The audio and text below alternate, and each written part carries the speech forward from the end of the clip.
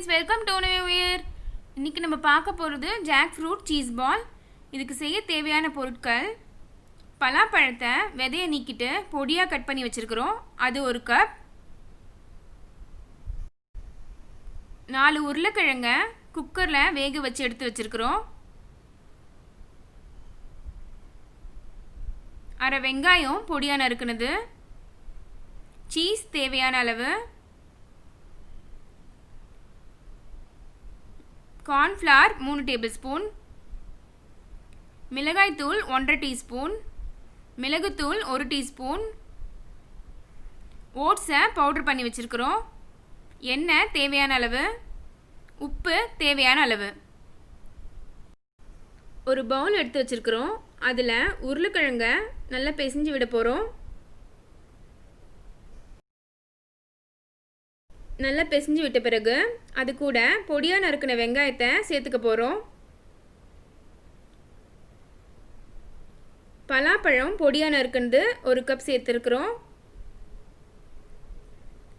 அது கூட 1/2 டீஸ்பூன் மிளகாய் தூள், 3 டேபிள்ஸ்பூன் கார்ன்ஃப்ளவர், மிளகுத்தூள் 1 டீஸ்பூன், உப்பு தேவையான அளவு சேர்த்துட்டு நல்லா கலந்து விட்டுக்கணும்.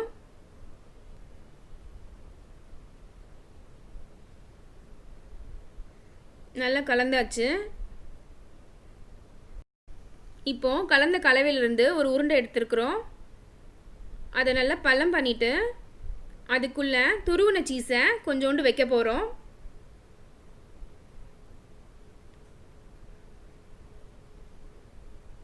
வச்சுட்டு நல்லா மூடி விட்டுக்கோங்க.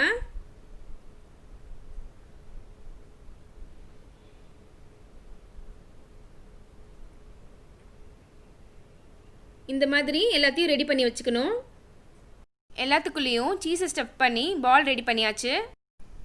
எண்ணெய் கடாய் காயறதுக்குள்ள நம்ம ரெடி பண்ணி வச்சுருக்கிற பாலை ஓட்ஸில் கோட் பண்ணி வைக்க போகிறோம். கோட் பண்ணி வச்ச பாலை இப்போ நம்ம பொரிச்சு எடுக்க போகிறோம். 2 போட்டு நம்ம ஃப்ரை பண்ணி எடுத்துக்கலாம். எல்லாத்தையும் போட்டிங்கன்னா ஒன்றோட ஒன்று இடிப்பட்டு உடஞ்சிடும்.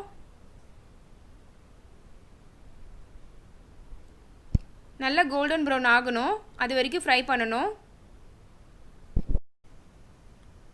கோல்டன் ப்ரௌன் ஆனதும் திருப்பி விட போகிறோம்.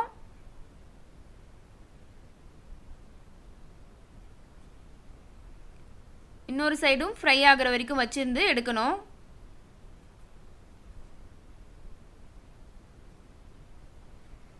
நல்லா ஃப்ரை ஆயிடுச்சு, எடுத்துட வேண்டியதுதான். இதே மாதிரி நம்ம செஞ்சு வச்சுக்கிற பால்ஸை பொரிச்சு எடுக்க வேண்டியதுதான். நம்மளோட சுவையான jackfruit cheese ball ready ஆயிடுச்சு.